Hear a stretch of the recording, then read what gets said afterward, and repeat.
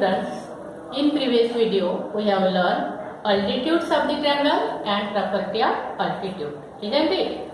Now today we have to learn the median and properties of median of triangle. Now what is mean by median of a given triangle? We have to draw a triangle here.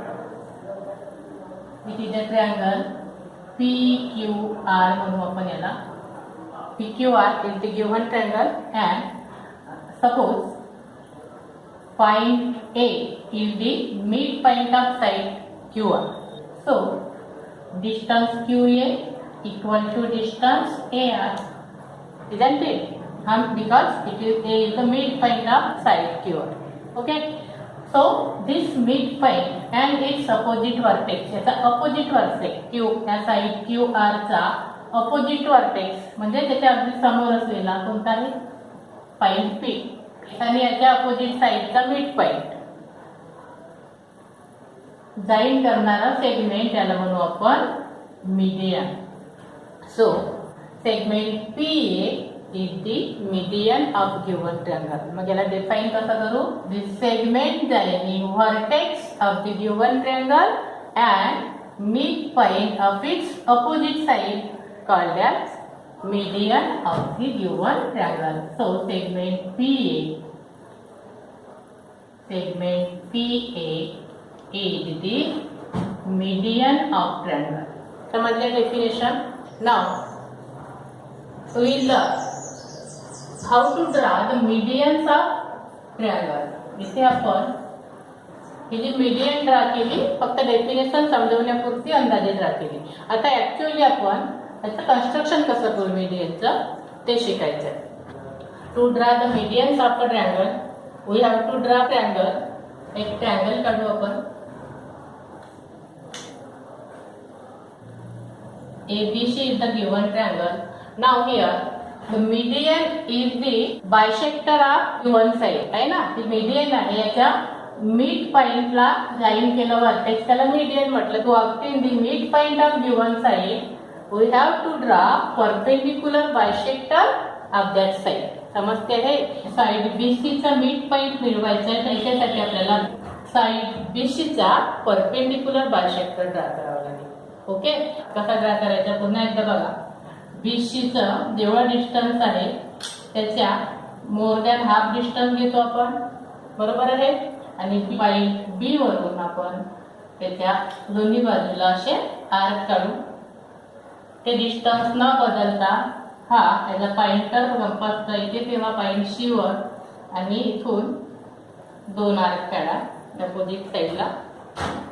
आता ही जी line येईल ती आहे perpendicular bisector of this side BC. आता हा जो perpendicular आहे आणि bisector आहे म्हणजे ह्या साइड BC चे इक्वल दोन भाग करतात. लक्षात.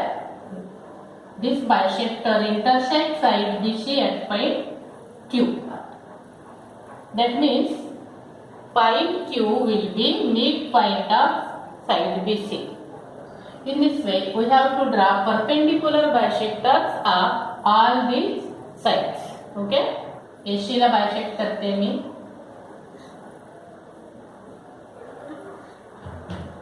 प्रोसिजर आधी तुम्हाला शिकवली आहे पुन्हा बघा.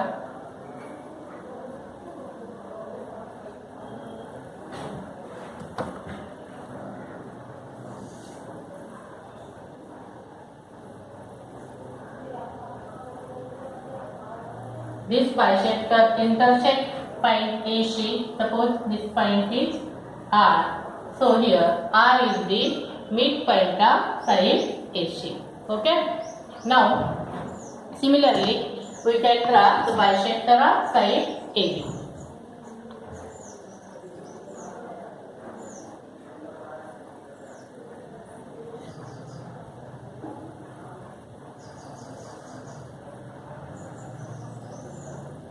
This bisector intersect side AB at point P म्हणू आपण याला.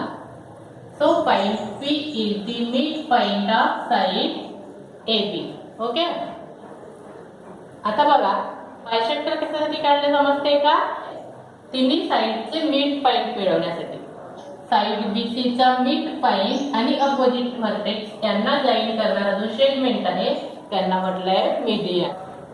तुम्हाला मीडियन स्पष्ट ओळखता येईल यासाठी आपण हे जे बायसेक्टर्सची लेंथ आहे ती कमी करू. ती आकृती किचकट होईल आणि मग तुम्हाला मीडियन ओळखायला कठीण जाईल. आपण हे बायसेक्टर कशासाठी ड्रा केले होते? मिड पॉइंट मिळवण्यासाठी. Now we have to draw medians. आता point Q is the mid point of side BC and opposite vertex of side BC is A. So that point A and Q, this segment AQ is the median of given triangle. Similarly, we can draw three medians from three vertex. Okay? आता point B आणि याच्या opposite साइडचा mid point R आहे त्याला आपण join करू. तर मी जरी second median. Okay, नाव point C आणि याच्या अपोजिट साइडचा व्हर्टेक्स आहे P यांना जॉईन करू आपण. तर ही झाली थर्ड मिडियन. आता बघा तिन्ही मिडियन्स या एका पॉइंट मध्ये येऊन इंटरसेक्ट होतात. त्याला म्हणतो आपण point of conference and this point is denoted by the capital letter G. From this we can say all medians of the given triangle are congruent and point of congruence is called as centroid and denoted by the letter G, capital G. This is called centroid.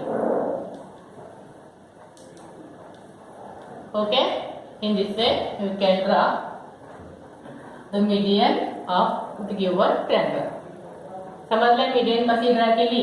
Mid point मिळवण्यासाठी आपण प्रत्येक साइडचे perpendicular bisectors काढले आणि त्यावरून प्रत्येक साइडचे mid point मिळवले आणि एका साइडचा मिड पॉइंट आणि त्याचा अपोजिट व्हर्टेक्स आपण जॉईन केले. तर हे तिन्ही सेगमेंट म्हणजेच काय? मीडियन्स ऑफ गिवन ट्रायंगल. ओके, आता त्याच्या पॉइंट सगळ्या मीडियनचा पॉइंट ऑफ इंटरसेक्टर म्हणजे सेंट्रोइड.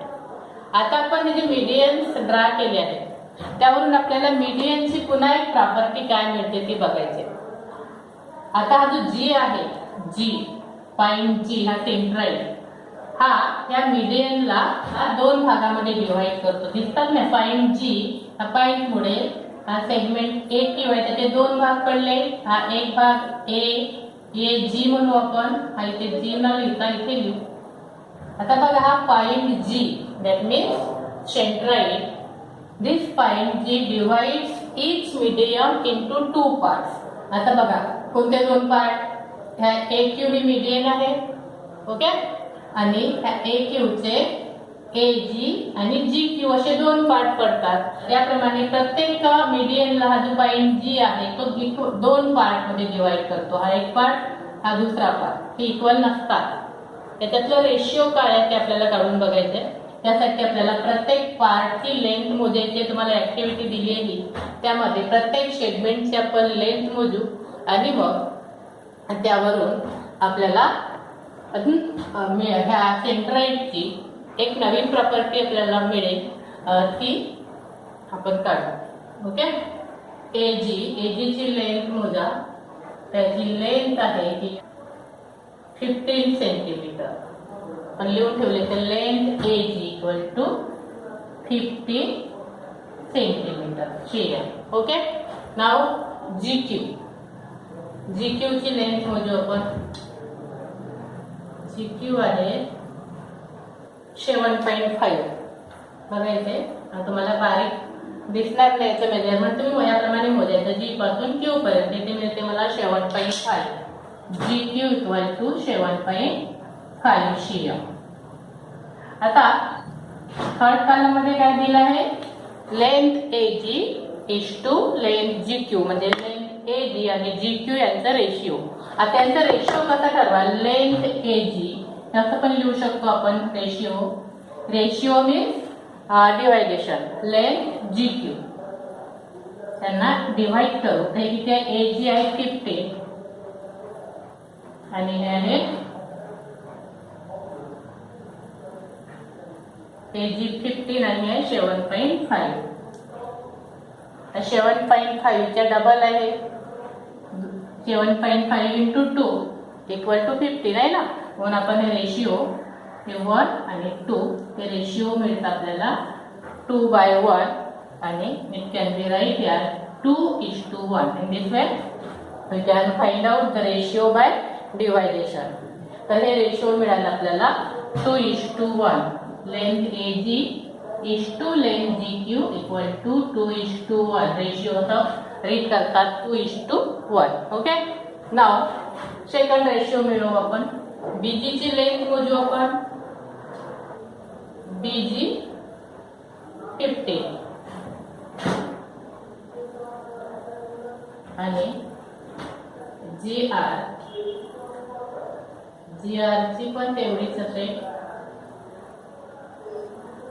7.5. आता पुन्हा हे रेशिओ काढून आपलं हा जो ट्रँगल झाला दोन्ही साईड सारखे आल्यामुळे मीडियनची पण लेंथ सारखीच आली. आता हे रेशिओ आपण याच्या अगोदर काढला आहे, पुन्हा काढायची गरज नाही.